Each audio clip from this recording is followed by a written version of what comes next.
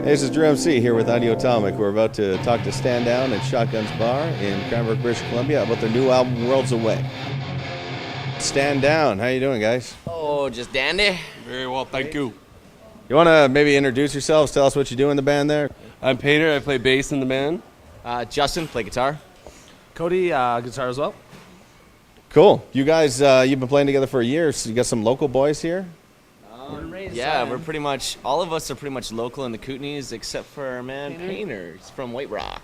Dude, I'm sorry to hear that. But, I mean, look at you. You're playing, like, in a small bar in the middle of the Kootenays. You really, it's an upwards move. It is. Dude, oh, maybe more like neutral. Like, these guys are fucking hicks. They say I seen instead of I saw. At least I know how to speak properly. Anyway, sorry. So, how long you guys been playing together? It's about a year, 2, 3 years now? Been in the band for 2 years. Painter's been in the band for 3. Justin's like 4 or 5. No, I think we've been rocking Stand Down for probably about 6 or 7 years now. Yeah, it's been quite a long time. Yeah, but as this collective, Yeah, right, well, with 2 all years. of this full member that we got right now, our lineup right now, which is here to stay, it's been about 2 years. 2 years, just over 2 years with this.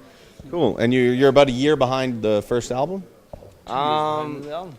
Yeah, well, we dropped our first EP, which was a 6-song EP back in, I think, 2005. Yeah, it was 2005. That was our CD release for that. And then we released Villains Parade, I think, 2 years after that. And then these boys joined the band, and it took us 2 years in the working, but we just unleashed our new album, Worlds Away. Just dropped it. And what's that like? Is you guys change your sound at all a bit there? I mean, you got the kind of punk metal thing going on. I don't want to pigeonhole you, but... Well, yeah, it's definitely changed a bit because, you know, before we didn't have a good solid bass player and we only had one guitar, so now we got these two, their input thrown in there, and it's, yeah, now we all are on the same page and everything's come together well, so it's definitely got a different sound, but... It's opened up kind of a new dimension, I think, with just different ideas. I think all 5 guys having input on writing the album, it's just... it's got a lot of different ideas, and it's very versatile, I think, and it's really cool. Yeah. So you all pitched in. It was like a real collaborative thing. It wasn't just like one guy over the other. We spent a good year writing the album with our producer, Jay Evgen, and it was all 5 guys having input on everything. We wanted to try every idea, try anything, and everything that came through our head to pick the best parts and make sure the songs were perfect and what we wanted them to be. So, yeah, it took us a while, but I think the finished product... it's much better with having everyone right rather than just one person. Exactly. Like what we did in the past kind of wrong is we went in with songs like 3/4 written, and studio's not cheap. It costs a lot of money. So when you go into studio and you're revamping your songs and stuff in there, it adds up, costs you a lot of money. So we made sure this time we spent a lot of time on the pre-pro. Made sure our songs were like pretty much 99% where we wanted them to be when we went in, and definitely everything went really smooth after that. Any of you guys the strong lyricists, or you guys just kind of all sit down there and go like, "This will be a great line"? Or not so much. Kenny he's fantastic the way he writes. He's good at he thinks outside the box, and he writes almost like poetry. So Kenny had a whole concept kind of thing that jumped on this album, and he nerded out in front of a computer for good like 5 months, I think. So his flow of lyrics there, he wasn't short of anything. So he got to the point, and we got a good little concept album going on. Kenny, why don't you come over here? Describe the album for us. Here we go. And here he comes around. Here, dude, you can come. Oh, there. No, I gotta stand up for this. Oh, hold on. Coming around. All right, there's a big guy behind you. Don't worry, I'm not a rapist. No worries. Okay, cool. Kenny. Hi. Hey, what are you doing in the band there, man? I asked all these guys already, but you're kind of jumping in, so I'm just including you as part of the unit. And Well, I'm the lead singer of the group Stand Down. I do a lot of thinking and singing. Now these guys were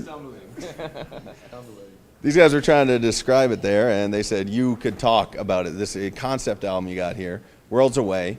What's this concept? What's going on? It's I wouldn't say it's a concept, but it's just a different look at the way we kind of see things. You know, I did a lot of different research, and you know, I started with a lot of history and tried to take things and find things that were ancient and mythology, and I stumbled along a lot of different things, and I could probably go off about it, but you'd probably end up thinking that I'm nuts. And Well, I know some of like Egyptian kind of theme stuff going on with the T-shirts and the cover and whatnot. Can you talk a little bit about that, maybe? Sure. Well, through my research, I found a fellow named Zachariah Sitchin, and he's an ancient. Well, not ancient. He studies ancient stuff like Sumerian and all that kind of stuff, like the oldest stuff that you can possibly find. Like the guys the Ghostbusters fought.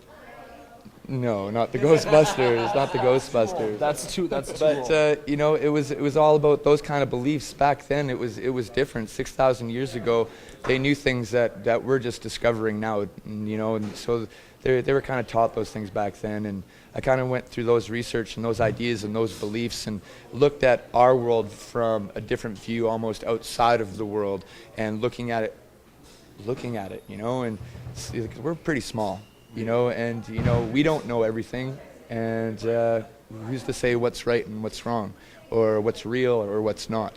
Everything that we come up with and believe today is probably from something that we were taught or something that we just know, and if we don't know about it, we don't know about it.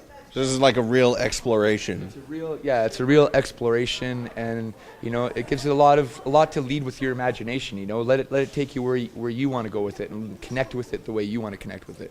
Okay. Another question I have, and this is for like all you guys. Stop me if I'm an idiot here, but what's with the dog tags? Thanks. What's with the dog tags, you guys? A present from our drummer. Yeah, we had a little like army kind of theme going on with our first two albums, pretty much kind of thing. And Sean came out with a surprise one night and got us all dog tags that basically tell our name, birth date, what instrument we play, where we're from, and then the other one says member of the Stand Down Militia for Life, STFD. So it was a nice little surprise gift from Sean. Thanks, Sean. Sean, of course, the drummer, not pictured here. He's busy setting up right now. He's the poor drummer that has a shitload of equipment. Unfortunately, we do not have a drum tech yet. So this tour, anyways. And yeah, the future. I heard you guys talked about some kind of contest or something. Some judges voting. I didn't catch all of that, but the CFOX Seeds program. There's in Vancouver, we're from, the major rock radio station, one of the major rock stations in Canada. Every year has a contest called the Seeds program where they help expose indie bands. I mean, to name a few, there's been Nickelback, there's been State of Shock, Daniel Wesley, Incura, Default, Matt Good, Biff Naked. All just kind of helping them get their start, get some exposure, getting them out there. And this is our third year in the program. We've yet to crack the finalist spot, but this year we're in the top 20. They scheduled us in on a live showcase while we're out on the road, but we decided to go for it, and we bought plane tickets home. So we're going to finish the show in Edmonton on the 29th. We're going to fly home on the 30th to play the showcase, and then fly back to Winnipeg on the 1st to keep going with the tour and actually not miss a single date on the tour. And meanwhile, our singer's dad is going to be driving our gear from Edmonton. When he drops us off, he's going to be driving all of our gear out to Winnipeg to meet us out there. So we're renting all of our gear in Vancouver. Yeah. We're fortunate to have Gary, Ken's dad, to be helping us out there, helping us drive the motorhome with our gear. Ankle. Thank you. What they can do is, anyone in the Vancouver area at the Bourbon in Gastown, we play on Wednesday, June 30th at 10:15. If anyone come down, support, cheer, that's the best way to do it. Show your support. June 30th, stand down at the Bourbon. Vancouver, Feeds, 2010. What? And because you guys gotta pimp it out. Like the new album? Where can everybody get it? You got a website? You got a MySpace? You got iTunes? What's up? You go to iTunes. You can get our World's Way on iTunes, and you can also contact us. We can mail you a disc. Or you can get through our MySpace, through our PayPal, everything, Napster, Amazon, all those viral internet sites that are out there. You can pretty much find us on. Or you can just come to our show, kick it with us, get wasted, have a good time, buy the shit right here. That's the best way. I'm looking forward to that. I got to work in the morning, but I might say, fuck it. All right. Technically, but I don't know if it's called work. All right, well, thanks a lot for talking with us, guys. That's awesome. Stand Down. Buy the album. Worlds away. Get it.